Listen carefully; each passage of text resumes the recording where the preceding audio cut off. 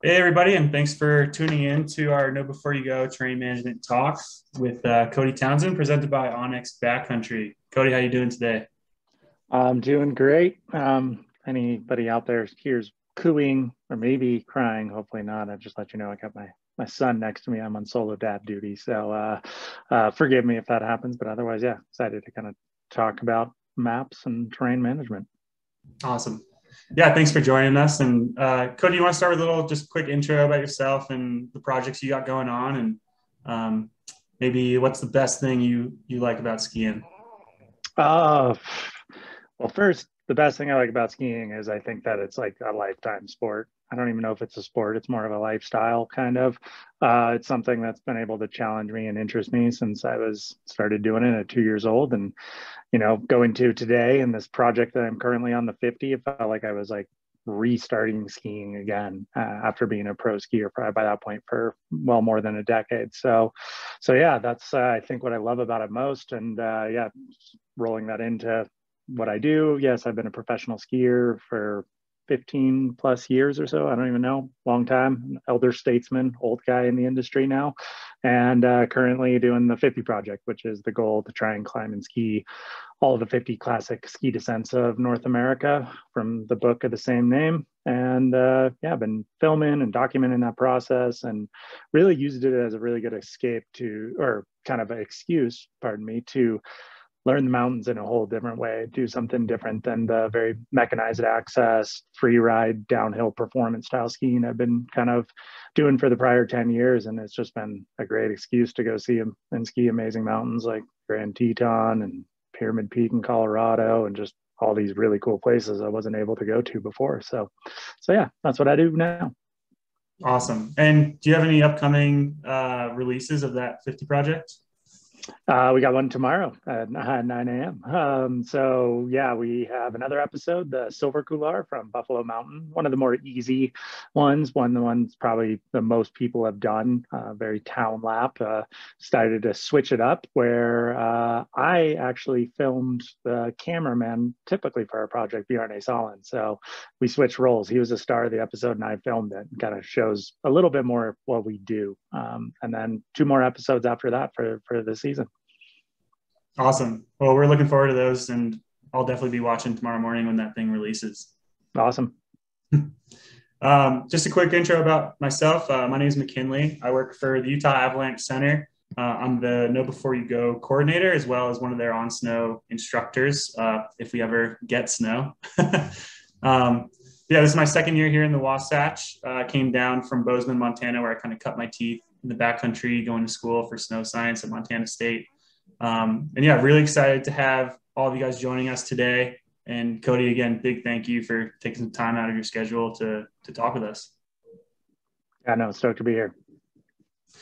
Awesome. Well, before we get started in the presentation, I just want to let everyone know that we will be fielding a live Q&A after both Cody and I do share a couple slides and go through our presentation. So feel free to shoot any questions you have for Cody in that Q&A, and we'll do our best to get to them all before the end of the night. So with that, I'm going to go ahead and share my screen. Just give me a quick second here.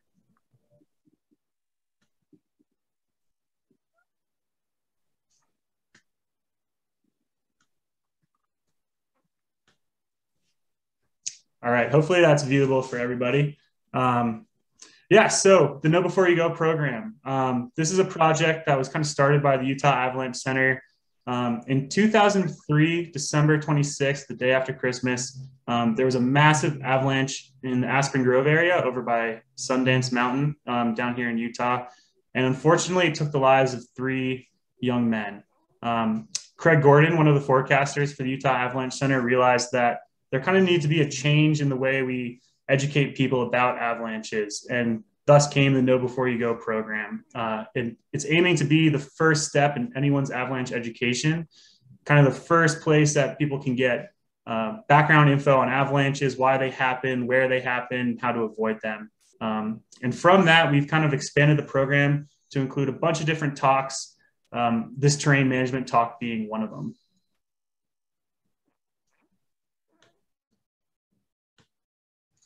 So if you're familiar with the Know Before You Go program, we have a couple of different key pillars that we really push. Getting the gear, getting the training, getting the forecast. And then this talk kind of focuses on getting the picture and getting out of harm's way, kind of putting it all together, right? Maybe we've had some experience in avalanche classes before, and you have the information, but you're not quite sure how to apply it. That's where this terrain management talk comes into play.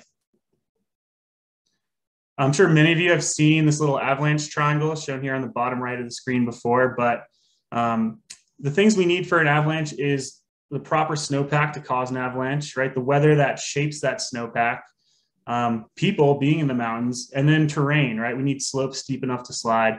And of those four things, really the only aspect we have control over is terrain.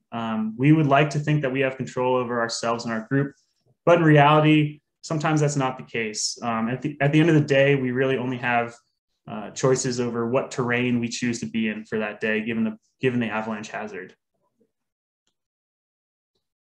So just super quick intro slide here. Is this avalanche terrain, right? We can see a snowmobiler up at the top of that slope right there. Looks like he's getting a nice powder turn. But is this avalanche terrain?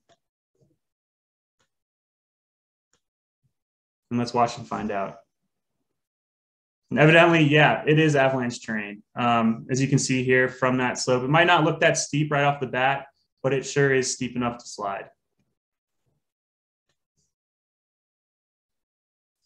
And just looking at some of these pictures, is this avalanche terrain, right? That big picture on the left there, kind of in a relatively flat meadow, looking up at some big avalanche terrain.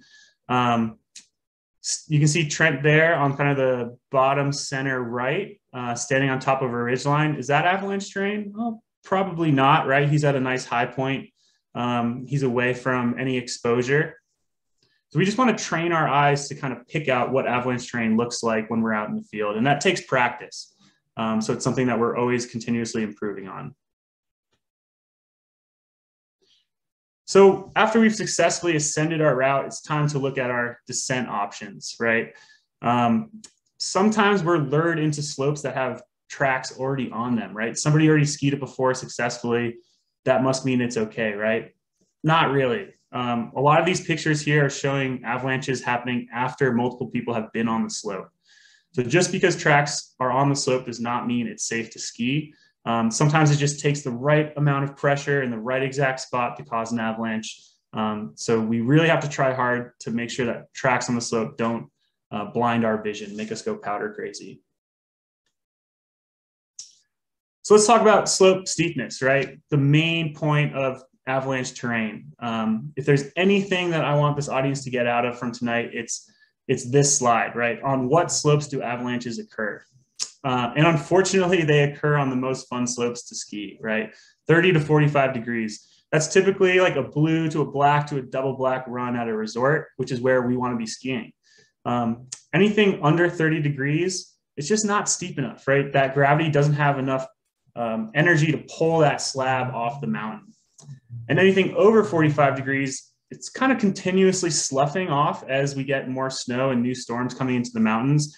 Slopes over 45 degrees are just naturally shedding, and they don't have a chance to build up a slab on top of any weak layer. So we don't typically see avalanches above 45 degrees. 30 to 45 degrees is just right for an avalanche to occur. And like I said before, unfortunately, that's where all the fun skiing is. So if it looks fun to ski, it's probably avalanche terrain. But that's not to say we can't go out there and have a really fun day on low angle slopes, right? You can see Travis Rice here just absolutely having a blast on 15-degree slope. Looks like some fresh powder there. We have the ability to go out and choose which terrain we go on high danger days and still have a good time. And that's the whole point of this talk tonight, is to kind of talk through the processes of how we find that terrain. What I first want to touch upon are convexes. Convexes are where avalanches love to start, right? We typically see crown lines on convexes, rollovers right on the other side of that ridge line. I kind of like to think of it like a candy bar snapping, right? If you get a big Snickers bar and you bend that thing, it's going to break right at that cusp of that turn. Same with avalanches. On the opposite effect, concavities, while they don't typically, we don't see avalanches on concave features, they are a terrain trap that allows snow to build up and pile up after sliding. And we'll talk about a little bit about that later in the presentation. Here's a really good video showing an avalanche occurring on one of those convex features.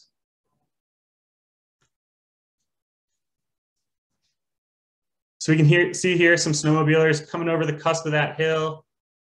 He's digging into some powder there, right on the rollover, and boom, avalanche occurs, like right on that concave feature. That is prime avalanche characteristics right there.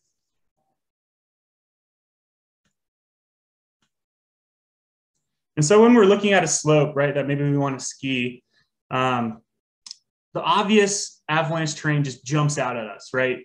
You can see here on this slide, just right down the middle is prime avalanche terrain. Looks to me about 35 to 40 degrees, but there's some gentler terrain just next to it, right? Maybe in the trees there to the left, or that mellower slope on the right. That looks a little bit safer. But what we have to be looking out for in the mountains is connected terrain, right? Just because you're not on a slope that can avalanche doesn't mean that you can't get in trouble. So we always are thinking about, what is a slope I'm on connected to? Is it connected to a starting zone? Is it connected to a runout zone? Is it connected to something that can slide? Especially when we have persistent weak layers, this is a huge issue. So how do we determine slope steepness when we're route planning before we even get into the field? Well, we use contour lines, right? I'm sure a lot of you are familiar with topographic maps that show contour lines across the slope. And that contour line is just a line on the map that's joining points of equal height. So theoretically, if you were to travel directly on one of these contour lines, you'd be traveling more or less at the same elevation, right? And so when we look at these topo maps, we're looking for areas that the contour lines are squished up really close together. That's telling me that that slope is steeper. Anything where the topo lines are spaced out, that's telling me that the slope is maybe a little bit more gradual. And the great thing about onX Backcountry is that they have a slope angle shading tool in their platform. So we don't have to really guess and check when we're looking at topographic maps. We can get relatively accurate information on slope angles right from our home on the couch the night before we're planning a route, or the week before we're planning a route. So what are some things I'm looking out for when I'm route planning on topo maps? I'm looking for terrain traps, right? In addition to steep slopes. Gullies, sharp transitions, anywhere where snow can pile up and has nowhere to go, that worries me, right? Because even if small avalanche can bury you pretty deep in these gullies and sharp transitions, just because there's nowhere for the snow to go, it's just gonna pile up. Cliffs, rocks, and trees, these are things that I'm looking out for when I'm thinking about loose snow avalanches or slough, right? We don't need a massive avalanche to get us into trouble. Even just a small slough can push us over some cliffs and rocks or into some trees, and that's not a good place to be. I don't want to be there. And then obviously large paths, right? If we're traveling underneath large start zones or large avalanche paths, we're never really safe. We're always exposed. So these are just some things I'm looking out for. A little nuanced pieces of terrain that might get us into trouble. And they're kind of hard to pick out on topo maps. The more practice you get, the better you are. But these are things I'm really looking out for in the field when we're doing our tour. Some other pictures of terrain traps. Like I said, gullies are a great place for snow to build up, as well as benches and road cuts. As you can see there in the bottom right photo, that's a picture from up in Montana of an avalanche that's spilled over a road cut and piled up pretty deep. Cornices, that's another thing to think about when you're traveling in the mountains, right? What direction has the wind been coming from all season? How big are those cornices getting? How much of a wide berth do I need to give those things to stay safe? Typically, if you see trees growing out right next to a cornice, trees don't grow out of thin air, right? They grow from the ground. So if you see trees, I tend to stay below the trees on that ridgeline. I want to give those cornices tons of space. They scare the crap out of me. So other pieces of terrain that we use when we're out there in the field to kind of get free information, we call these test slopes, right? So slopes we can kind of get on as we're approaching our destination and not get into trouble while we're walking on those slopes. So let's say this slope here is a north-facing slope that we come across on our way to ski a north-facing slope that's maybe a little bit more exposed, right? We want to get information about what we're going to ski before we get there. And these test slopes are a great way to do that. So whenever I see a test slope that's representative of what we want to ski, I'm always walking on it to see what the snow is doing. Are there any cracking, woofing, collapsing, you know, what's going on with that slope? And I'll play this video here and you can see why we get this free information. There she goes. Yeah, look at that crack just shoot all the way across the slope. So if we were going up to ski something north facing that day and we found this crack shoot across a north facing test slope, I'm going to be double thinking where we're going. All right, let's talk a little bit more about terrain types. We like to break terrain into 3 categories: simple, challenging, and complex terrain. And I have kind of in my mind, wherever I ski, I label things as simple, challenging, or complex. That way, whenever the avalanche hazard is high, I know of some zones I can go to that are simple terrain. Or when the avalanche danger is low, I know some areas that I can go to that are maybe challenging or maybe even complex that I can go have a good time in. So right here, we have a photo of the Willow Springs area up in the Wasatch Mountains. I would classify this as simple terrain, right? This looks pretty manageable to get around. There's tons of room to have fun on high consequence days. That's low angle skiing. There's a few patches in there that are steeper terrain that can cause avalanches, but they're easily avoidable, right? This is something we would call simple terrain. This is something I would call kind of challenging terrain. If anyone's familiar with the Beehive Basin area up in Big Sky, Montana, this is a picture from one of the more popular ridgelines there. And you can see here, there's just way more going on, right? There's mellow terrain to the right, there's complex terrain to the left, and there's a route that goes up somewhere in between there that we can maybe travel on depending on the avalanche hazard for that day.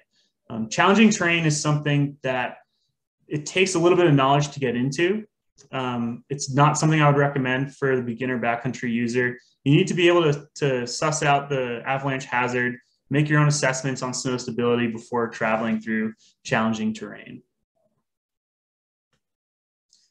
And this is something I would label as complex terrain, right? If you just look at this slope map from Onyx, like this is just steep, steep, steep. Avalanches are probably going to be coming down left and right, given the proper day.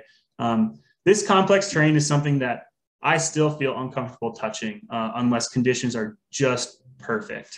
I would not dare step into this on any kind of day where there's any like thought of an avalanche occurring, right? These are like the green lit days that you wait for years to go into.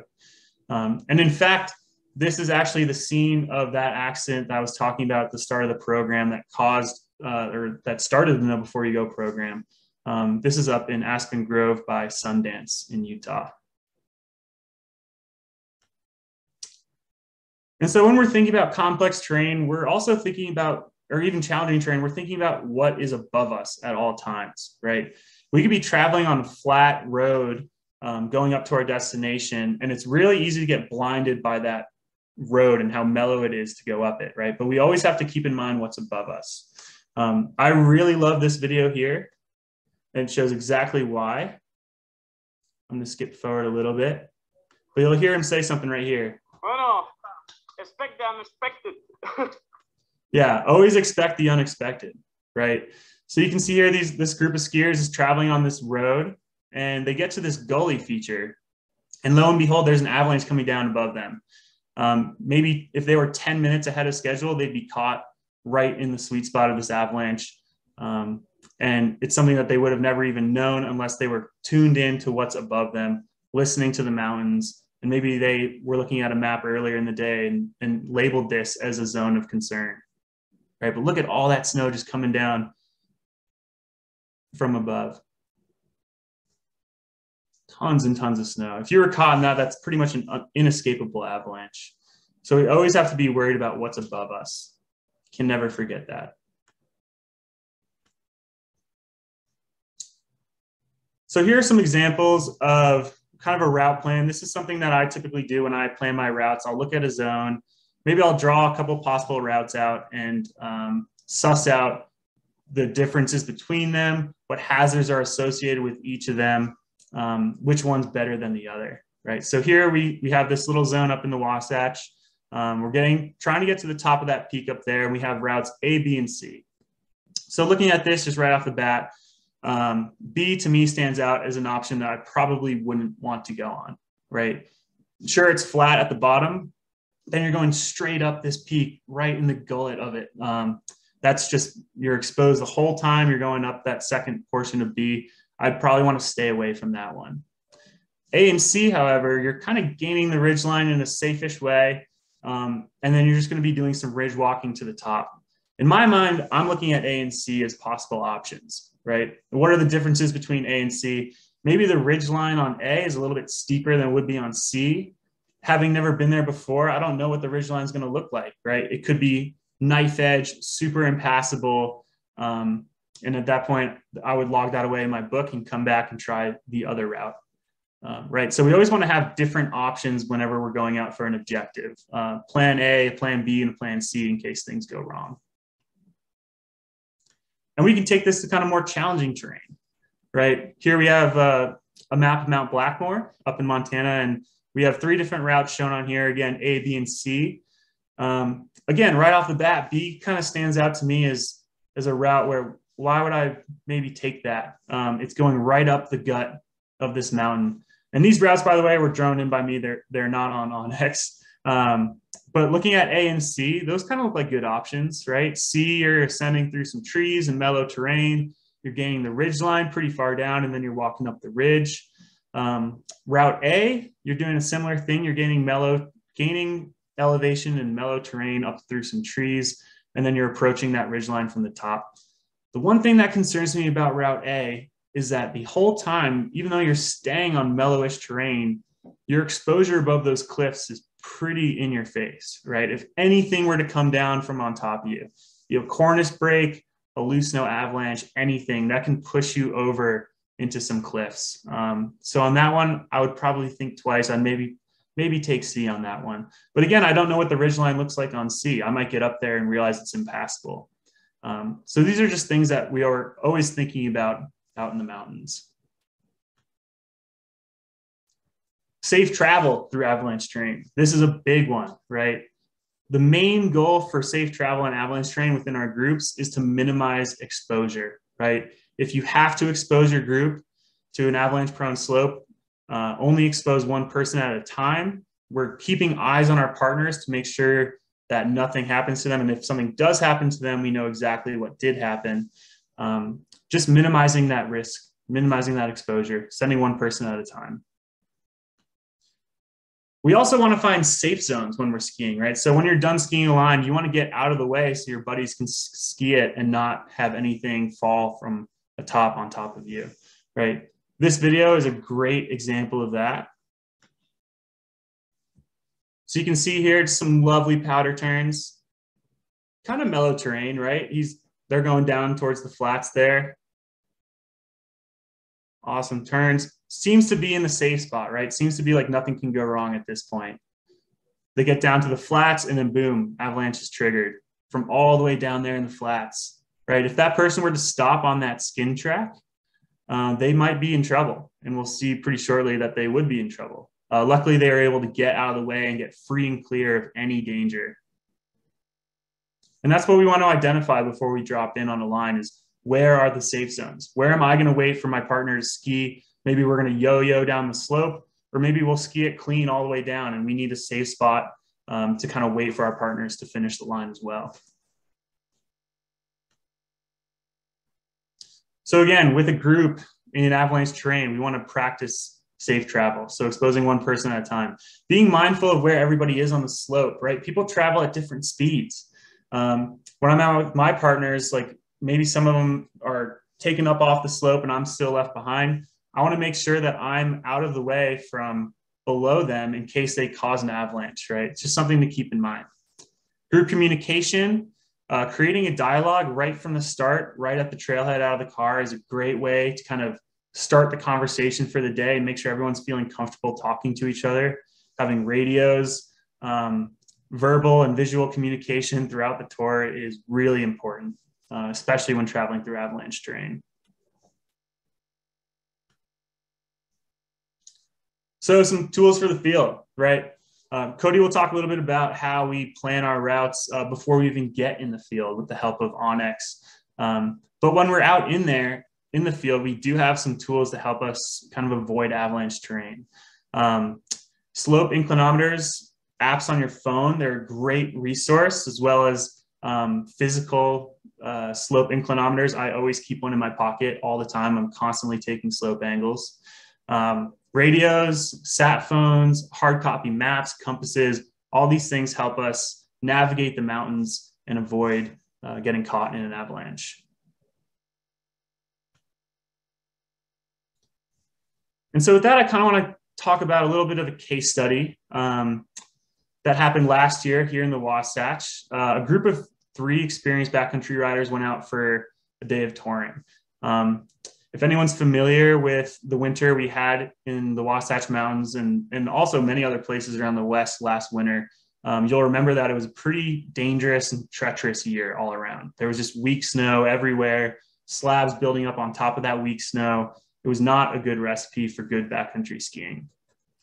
So this group of 3 went out January 30th, 2021. They decided some pretty mellow terrain. You can see from that picture right in the middle there, that's a slope angle shaded map of the line that they were planning on skiing. They'd been here many times before, right, including the weekend prior. They had successfully skied a line just to the east of this one with no issues, right? They went up and decided to go for a second lap. They dug a snow pit, right? They were doing all the right things. And you can kind of see from these pictures to the right here, these are photos of that slope in the summertime. So it looks pretty inconspicuous, right? I mean, looking at that slope shaded map, I would feel good about skiing that, right? It's pretty low angle. You're staying out of avalanche terrain for the most part, but there is that one little rollover halfway down, right? You can see that blue line kind of touches on that yellow shading, orange shading. There's just that one little piece that might cause us some problems, but for the most part, it's pretty mellow terrain. Here's a picture of looking up at that rollover. Right. So again, if we're looking at the slope angle shaded map to the left, this picture is looking up at that little band of yellow that's about maybe 2/3 of the way up that slope. That rock feature is about 6 feet tall, so not very big at all, right? It's just a tiny little step down. Here's the same picture from the winter, looking up at that crown, right? It was capable of producing an avalanche. Despite the generally safe route that they had chose, there's just that one little ribbon that was able to avalanche, and it did. Here are some more photos from that event. You can see in this bottom center photo, the debris running through the trees. And in the summer, they went back and actually took some pictures of those trees, and then they were pretty crushed, right? And this avalanche was big enough to bury a person, right? It caught, carried, and buried a person. They ended up being fine. The rescue was successful, but they ended up face down in the snow. Luckily, the victim was wearing an airbag, and they had a great group of partners there to assist in the rescue. But something as innocuous as this tiny little rollover was able to produce an avalanche that could bury a person. So these are things that I'm thinking about when I'm planning a route, right? Like, we have so much access to all these great tools nowadays, and we can't let it blind us, right? We always have to stay on our toes and keep an eye out for what's going on in the field. And before I hand this off to Cody, I just want to go through the 5 red flags of avalanche danger, right? So let's say we planned our route. We had a good forecast for the next day. We're feeling good about the weather. We go out there and we start noticing some things that are maybe increasing the avalanche hazard for that day. These are 5 things that I'm looking out for at all times that might change my mind about what we had planned. So number 1, recent avalanches, right? Human triggered and natural. Avalanches are a herd species, right? There's not just going to be one avalanche. There are going to be multiple avalanches when you see one. So things I'm looking out for: what aspect did it occur on? What elevation did it occur on? What was the trigger? How big was it? These are all things that I'm thinking about when I'm out in the field, even with the full route planned out for the day from the day before. Number 2, cracking and collapsing. If you remember back to that video of our test slope up top, that crack just shooting across the slope, that is a great sign that avalanche danger is rising, right? Collapsing, when we talk about collapsing, we're talking about that one thing. So maybe you're walking through a flat meadow, and all of a sudden you feel yourself sink maybe 2 or 3 centimeters, and you hear a loud, humbling whoomph for the most part, right? That, in fact, was actually an avalanche. You just weren't on a slope steep enough to slide, right? That was that weak layer failing. So again, these are things that I'm looking out for in the field that maybe might turn me around. Recent wind drifted snow. Wind can move snow at 10 times faster than when it falls from the sky, right? These are really the architects for avalanches.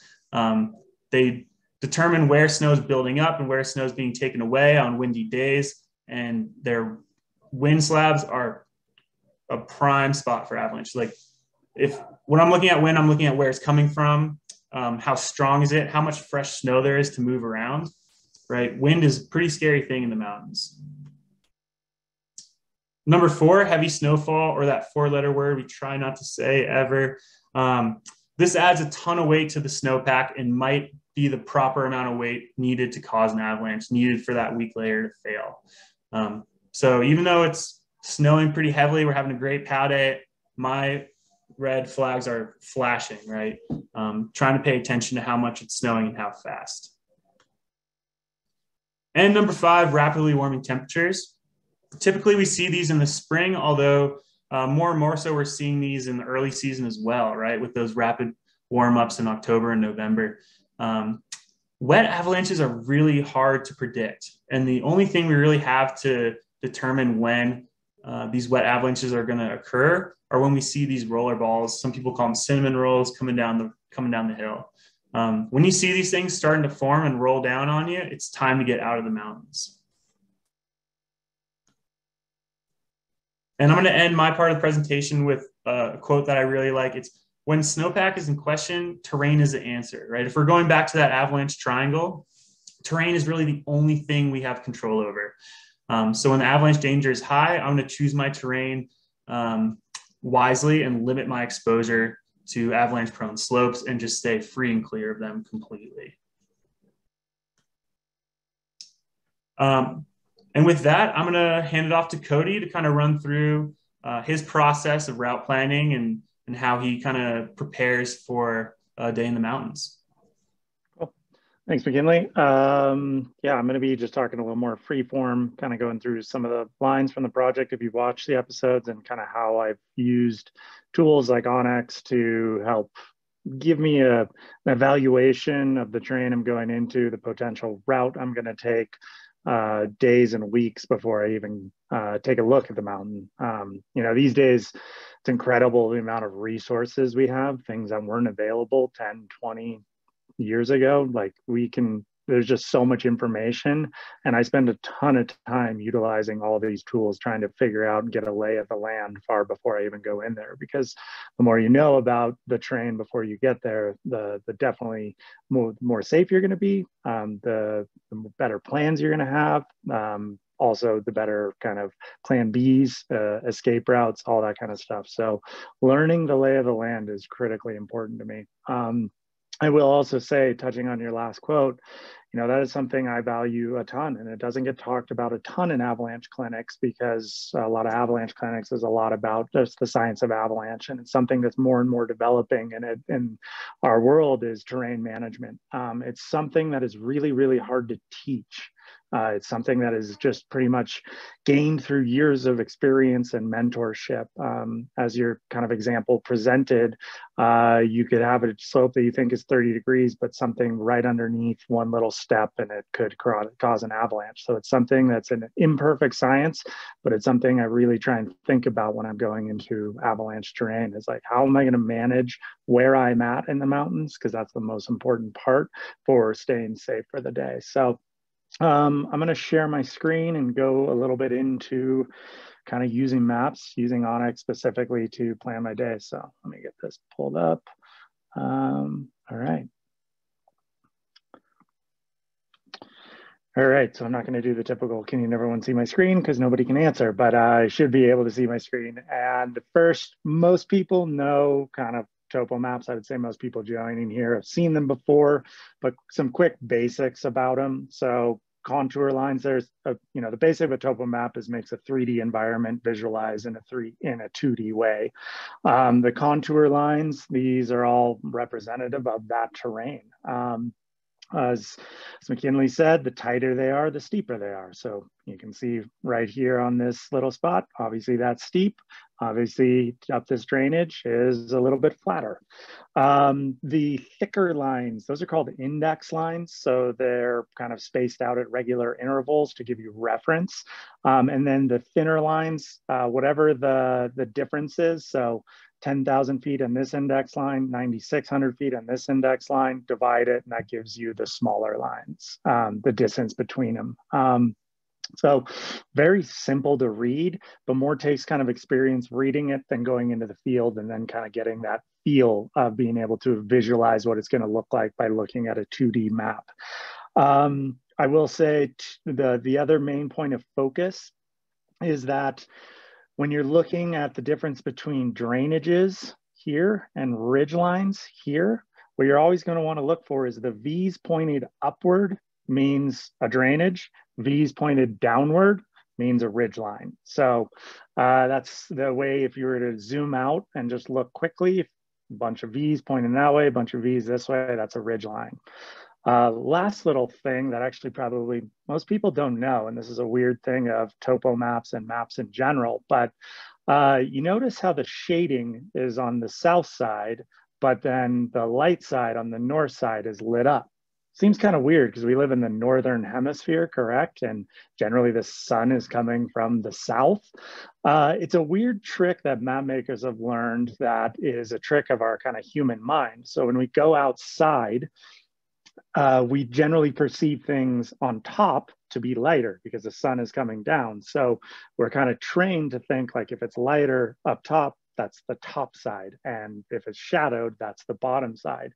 And since maps are north biased, then for our minds, especially Northern Hemisphere minds, what they end up doing is biasing it to the north, having the upper side being lit up and the south side shaded. So it's something to take into consideration as a skier and as a backcountry skier, because the south side is obviously something you're going to want to avoid in warming temperatures, spring conditions, things with warm snow avalanches. So most people intuitively know how to read this, but it's something that actually just recently learned about, and it's kind of interesting. So that's the basics of topo maps. Now to kind of how I'm planning my day. So here is a line I did in 2019. This is called Mount Williamson, second highest peak in California, or I think even actually in the continental United States. I'm not entirely sure. I always get that wrong in my episodes, so don't trust me on it. But the first thing I want to do is, obviously I marked it. That way I can save it and come back to it pretty easily, but then it keeps me a good visualization point. But for me, as I'm looking up the route, I'm trying to take advantage, like, well, this route up north for Bears Creek, it seems like the most direct route to it. The ski line, Giant Steps Couloir, is over here. And as you can tell, you're probably not going to want to ascend that because of its steepness and pitch. Sure, you could if you're an experienced mountaineer, but it's going to take less effort to be going up the more mellow slope, and you're going to be in less hazard, kind of like McKinley was talking about before. So right away, I'm going to identify this as our most likely route. One of the things I want to do as I start to plan that, let me move this out of the way, is kind of get a gauge of how long the day is going to be, how long this route is, how much vertical feet it's going to be. So I can kind of look in here and try and count and divide where I'm at. But one of the things I love using is these map tools. So I will go to Free Draw on Onyx. Our rough point of starting is around here. This drainage below my cursor is super tight, so I'd want to stay out of that. and then try and draw it up the most mellow kind of slope I can. This is going to be very rough. This isn't going to be the route you're exactly going to follow, but all I'm trying to do is get a gauge of how long my day is and how long it's going to take there. Because when it comes to both avalanche hazard and just being outdoors, you definitely know how long you want to be out there and what your start date is, or your start time is going to be. So rough route, just draw that up, press save. There we go. Now I've got a perfect contour map. I can even see the pitch kind of the whole way. So it starts at 6,600, go to about 14.3, 8,300 vert, 4.4 miles. As a skier, I generally focus on vert. Mileage doesn't matter to me too much. It's hard to calculate my time for mileage, unless there is obviously very long flat approach, something like crossing Jackson Lake in Grand Teton National Park. So for me, the time I spend out in the mountains on my daily kind of just daily tours, whatnot, just general fun times, I'll take note of the time of how long it takes to do your day, how much vertical feet you can cover in 1 hour. So for this, I like to very easily calculate. You're like, well, if I can do 1,000 feet an hour, it's pretty sweet, pretty easy. I'll be up there in about 8 hours. Obviously, that doesn't take into account some of the complexities, some of the route finding, some of the other things. But right off the bat, and one click of a tool, I can find out that, sure, I got maybe at least 8 hours to plan to get up there. If I'm more fit, if I want to move faster, sure, I can maybe do it in 6, 5. All these kind of things that start to factor it in. So that's my most basic thing I pretty much always do for any route. Figure out that mileage, figure out how long it's going to take. Of course, if you have a different exit, you're going to want to do that as well to start to plan out your day.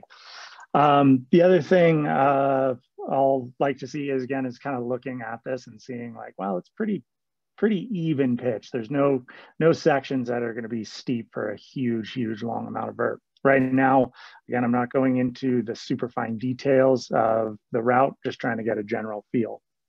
But let's go into another line to kind of start to see how I actually get to those small details. So let's see here. I've got a long list of things. So these are all the 50s. So nope, not Mount Whitney I wanted to go to, Mount Stimson. So let's fly all the way over to there. So Mount Stimson, this was our first episode of this year. And I start to take a look at this line, and I'm going to show you what I'll start going from here. So if I've already done this route, kind of figuring out how long it's going to take, where I'm going to go. From there, I want to start exploring this line in much more detail. Well, that's when I really like to jump into this hybrid map because I'm starting to want to see other things. A topo map obviously gives you basic level of knowledge, but these hybrid maps are really good because I can start to see things like these avalanche chutes coming down right into this drainage. Our route, we knew at this point, was going to be up Pinchot Creek, and we knew right off the bat that this could be a potential bit of overhead hazard for us along the way.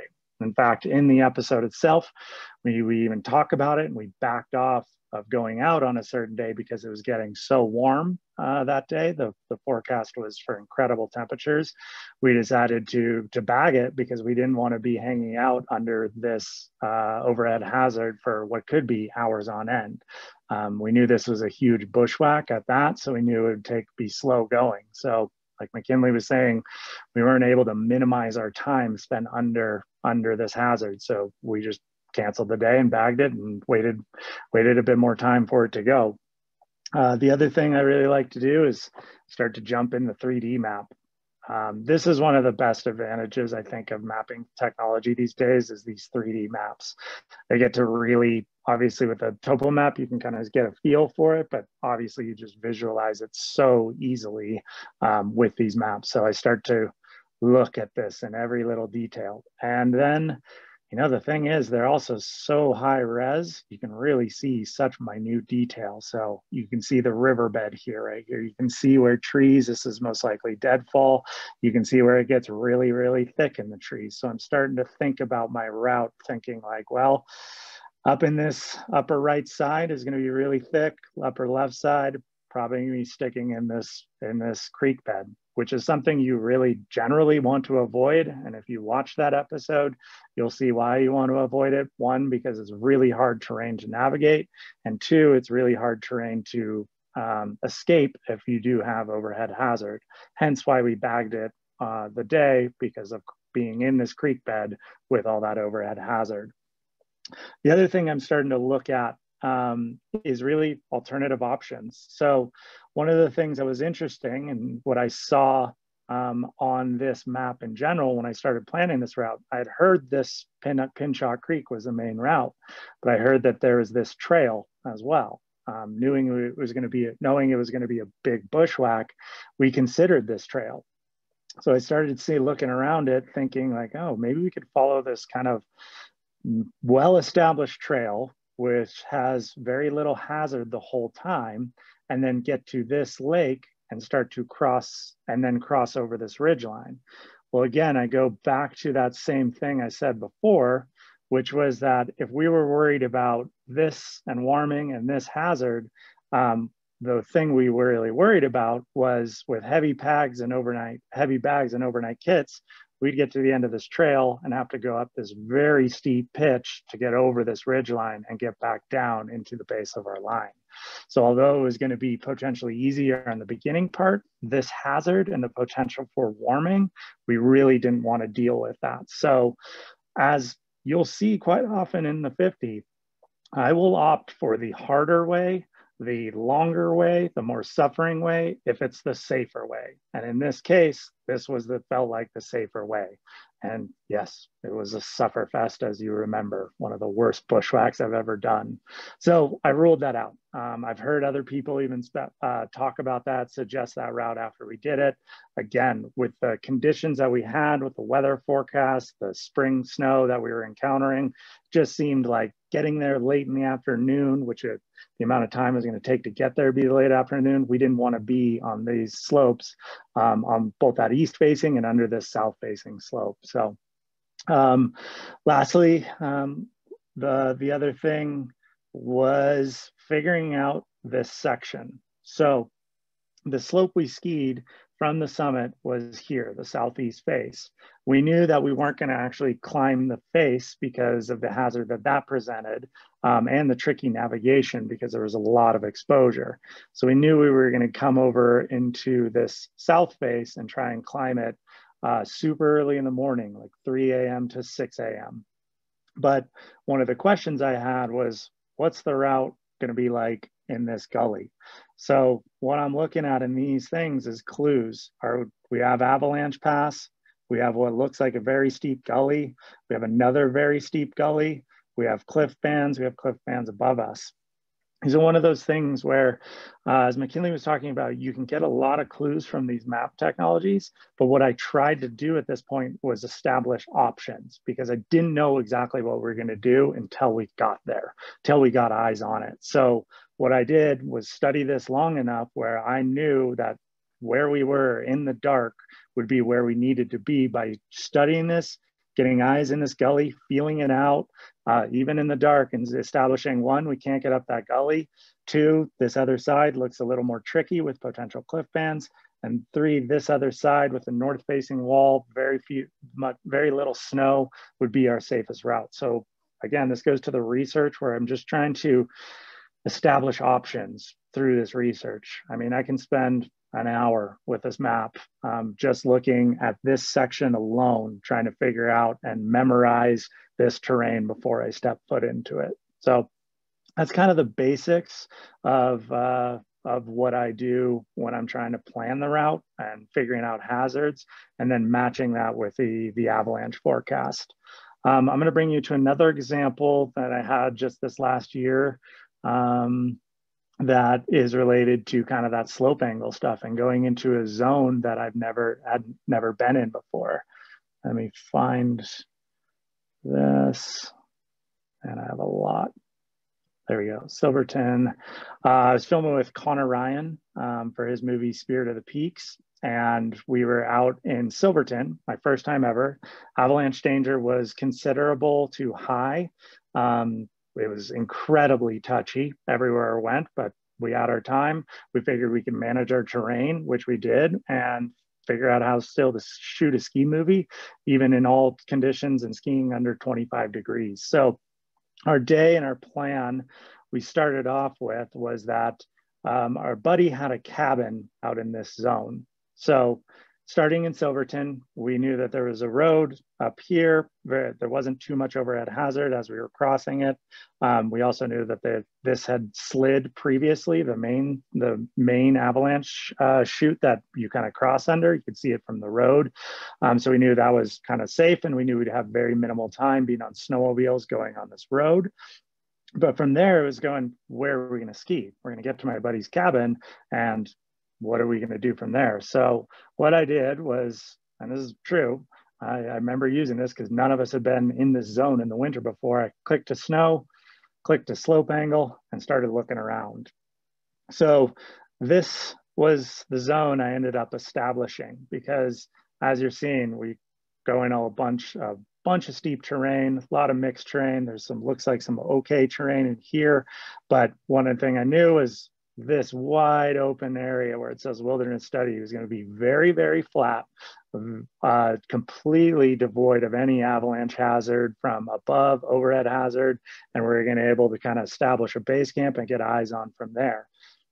We did have cell service out there, so I was able to actually bring up the map. But I will say one of the advantages of a lot of these maps, and especially Onyx, is you can download the topo map and before you go out there, so you don't have to have cell service and be able to navigate out there. Using the map, what I started to see was, well, this little zone, we've got a ridge line here, we've got some steep stuff here, and we got some really mellow terrain right here. Looking at it through the 3D, this is what I started to bring in, get a better establishment. Looked like there was an established trail here. And hey, we can pick off these little corners. And we had some great sunset light and we were able to shoot some shots for the movie. One of the things too we did was just out of kind of boredom or fun or whatever you wanted to call it, not being able to ski a bunch of this terrain, we hiked right up this ridgeline, went to the summit, took a look around, skied right back down this ridgeline to get to this terrain in this green area and ski that terrain with the sun setting in the background. So super easy tool. The one thing caveat I will say to it is don't 100% rely on slope angle in the mapping to make your decisions for the day. As MicKinley went into that, that incident, there can be micro features out there and micro pitches that are 31 degrees and they might cause an avalanche in what looks like a 30-degree slope on your map technology. So having those other tools, both experience and an inclinometer, are really going to help you. So what I use these kind of maps to look for is just general zones, general areas, knowing that, you know, in this flat, I have no overhead hazard. These avalanche slopes aren't going to be able to run that far if anything were to go natural. And generally, let's hang out in this little corner of terrain for the day. So really great tool. Something that's just starting to come into these mapping technologies. And it really helps you manage your terrain and get to ski on days where the avalanche hazard may be considerable and you want to go ski terrain that is completely safe in the 20 to 25 degree and still have a good time. So yeah, slope angle, use it. It's really nice. The last thing I'll talk about, and it's going into these kind of waypoints. So as you see, I have 85 waypoints. And one of the things you noticed is I don't necessarily mark waypoints. One of the things, like I said before, is I really want to know the terrain before I go in there. I don't want to challenge myself to research the place well enough where I'm going in there. I already feel like I've been there. Putting in a waypoint beforehand, I just want it as a general kind of place. So I might use it to put on my car if I feel like I'm going to get lost, or the summit. But let's say there's a check-in point. I'm not necessarily going to use that to navigate because I don't want to be blindly heading and staring at my phone while I'm looking for this waypoint. I will say they do come into good advantage though when you're traveling in the dark. Here's something I did this summer. So we went to Mount Conness to go climb the west ridge of Conness. I'd never been there. None of our party had been there. So we would kind of use this mapping technology to figure out where to go. I'm going to turn it off snow mode so you can see it better. But I use these waypoints because we knew we were going to be traveling in the dark because we had such a long day. And we also knew we were going to be going in alpine terrain. So we knew from here, we're going to be on a well-established trail as the map shows, but then start to lose the trail. So what I started to do was look at this map and really help myself by traveling in the dark with no hazard, like overhead hazard because it's summer, and find these waypoints through this terrain. So it's one of the things I've used for waypoints, and what I like to use them for is just traveling in the dark, because obviously you can't see that far. It's really easy to get lost.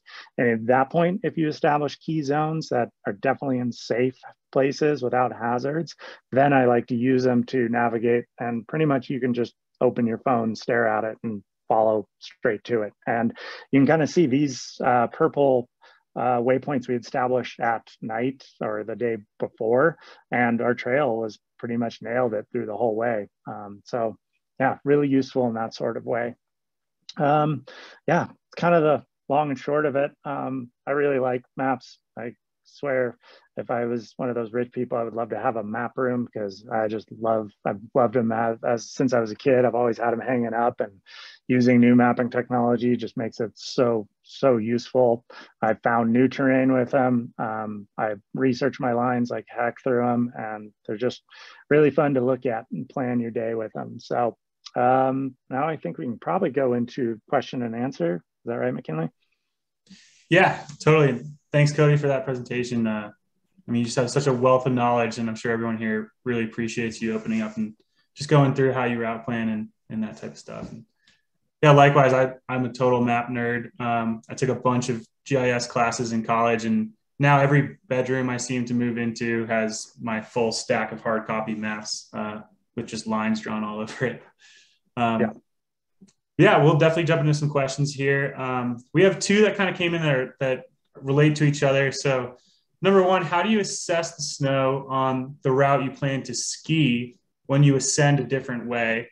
And also how, if you do climb what you ski, as kind of the saying goes, how are you assessing how that slope is changing throughout the day? Maybe the sun is coming up over a certain angle. How do you work through that? Yeah, no, there is a saying in ski mountaineering and backcountry skiing is climb what you ski. Obviously, what you were going to before, like sometimes that's not necessarily the safest way up. Sometimes it puts you in more danger. So it's not absolutely certain, but when it comes to like steeper terrain, the potential for ice, it's quite said, climb what you ski. So if you establish stability, then at that point you're worried about conditions, including ice, hard pack, powder, all kinds of different stuff. And you want to get a feel for it in your feet on the way up. But that's not always the case. I like that rule because it makes sense. It's a good thing to follow. I have people and know stories of people that have not climbed with the ski, started descended, hit ice, fell, and unfortunately suffered fatal injuries. So it can be very advantageous, but then there's certain times where it's not, because if you have overhead hazard, if you have any doubt about the avalanche condition, at that point it becomes so much better to ski it top down. So for Mount Stimson, we knew that there was a tiny bit of wind loading up high. There was winds the day before. We know the potential for small wind slabs could be a hazard. So obviously the established route is to go up the south side, but we also knew for our best safety, climbing with overhead wind slabs on that southeast face could also put us in a hazard.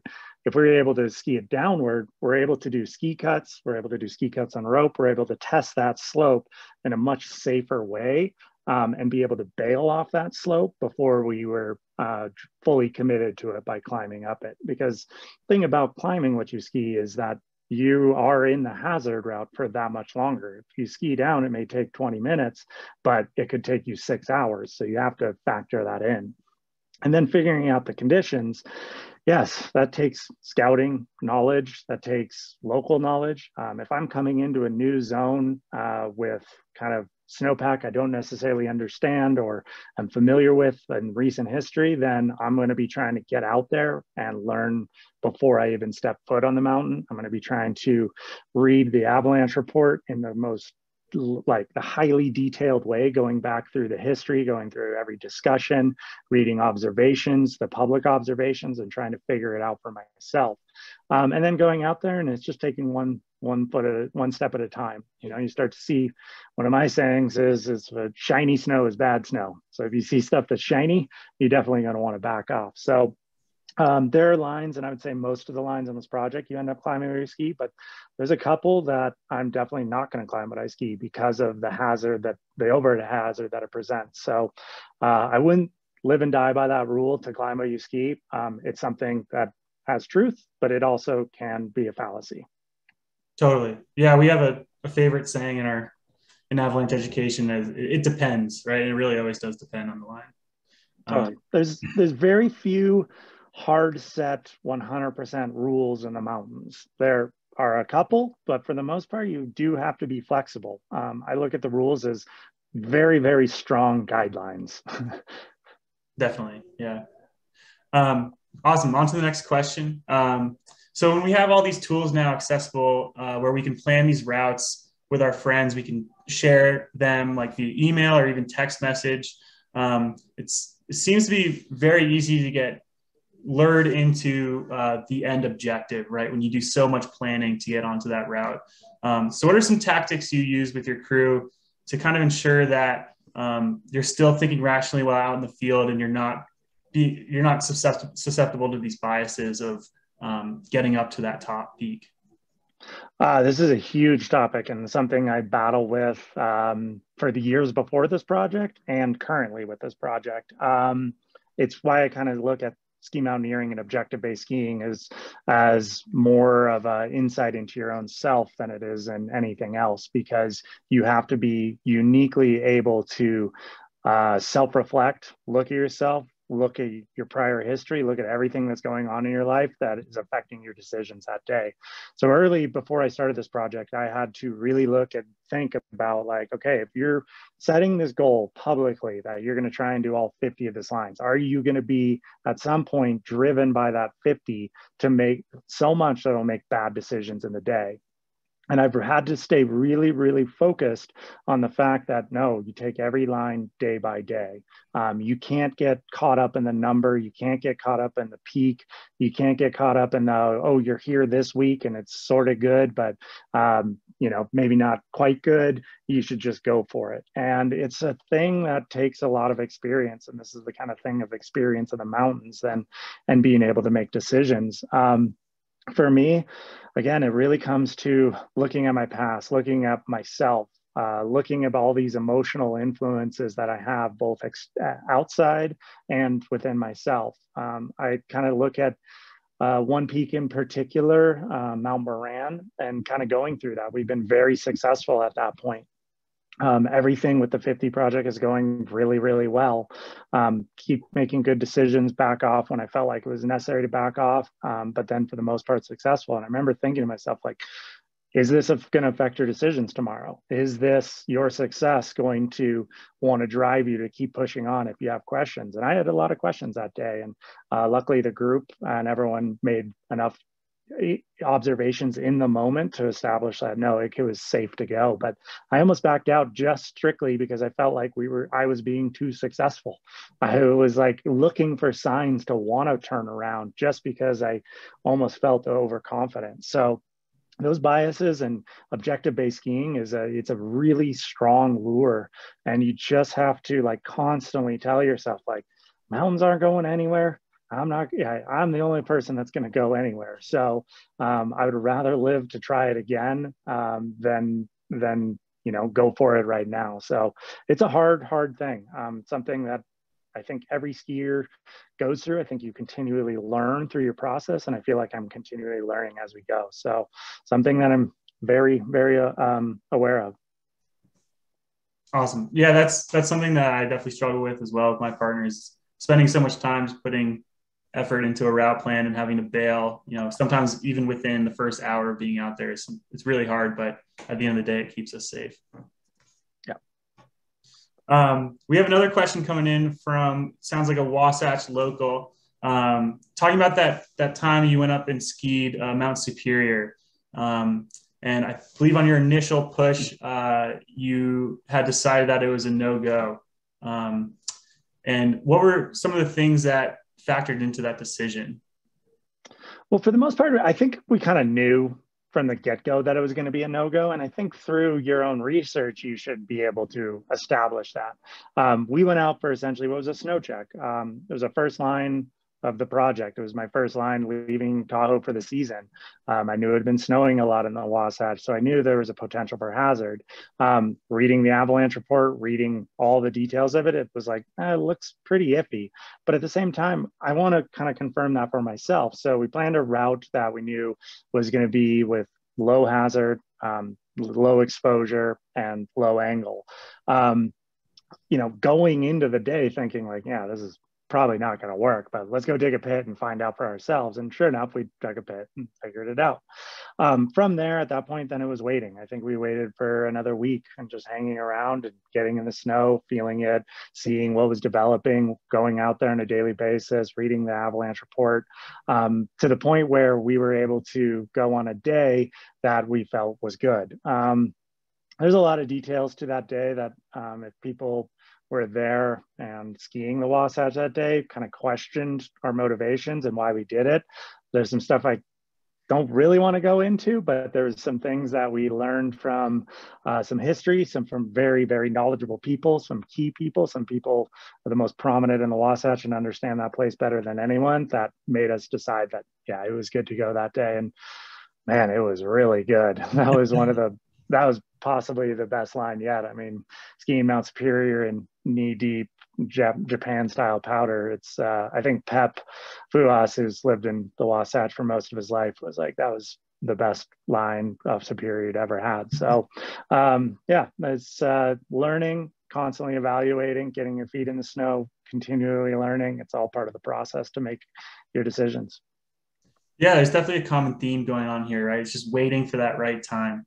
It's almost like I love baseball. It's just waiting for that right pitch, right? You're not going to swing for the fences on a low and outside ball. You just got to wait for that right pitch to come in and tee off on it. Yep. I agree. I'm a big baseball fan too.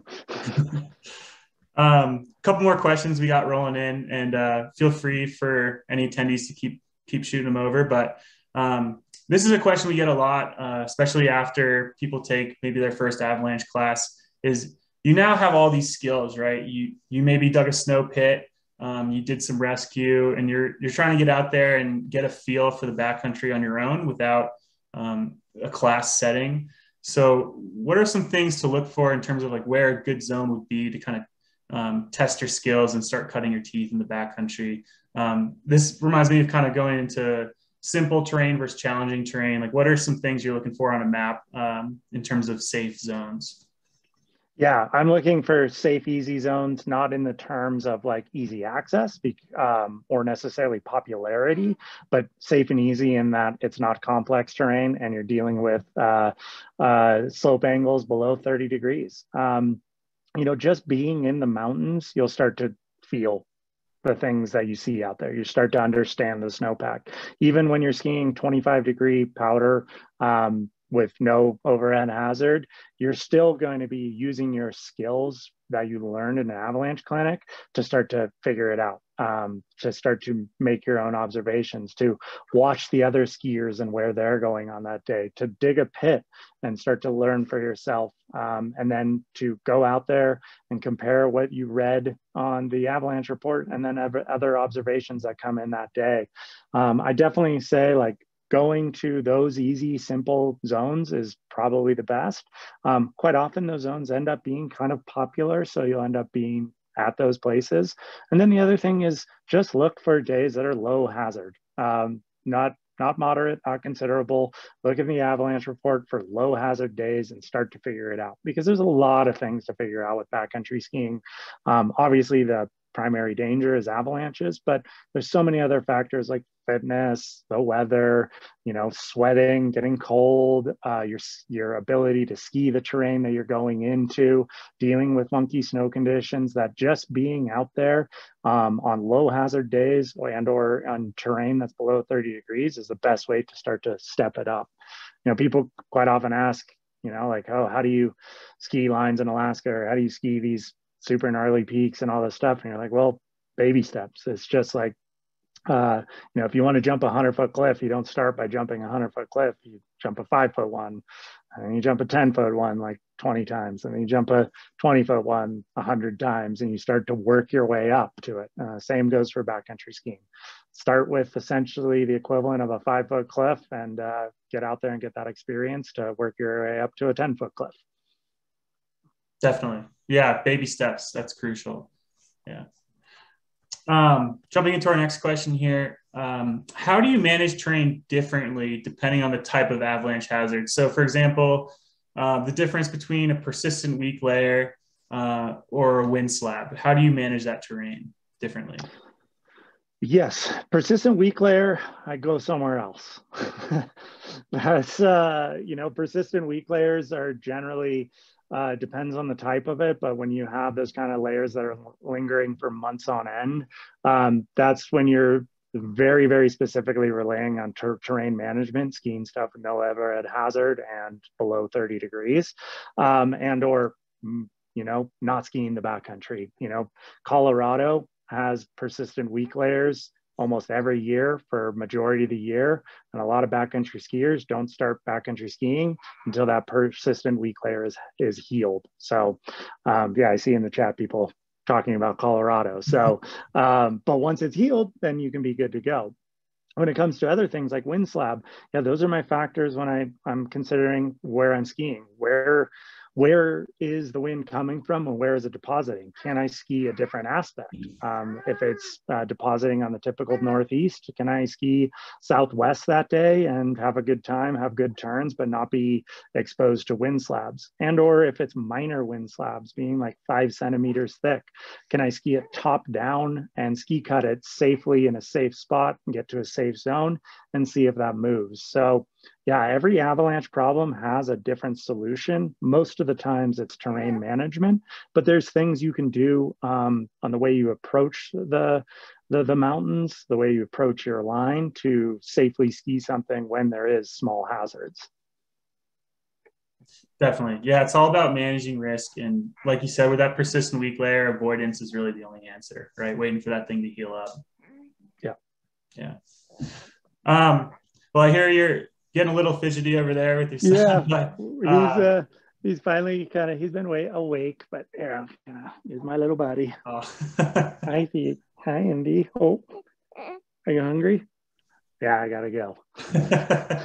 Awesome. Well, thank you so much again for joining us, Cody. And we're really looking forward to those future releases of 50. I know I'll be watching them each as they come out. And awesome.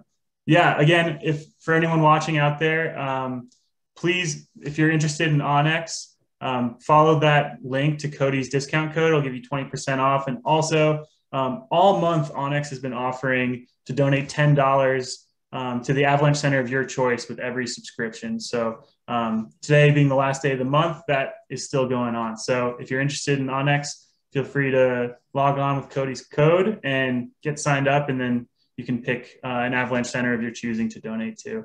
Cody, if you ever find your way in Utah again, give us a call. Love to go skiing.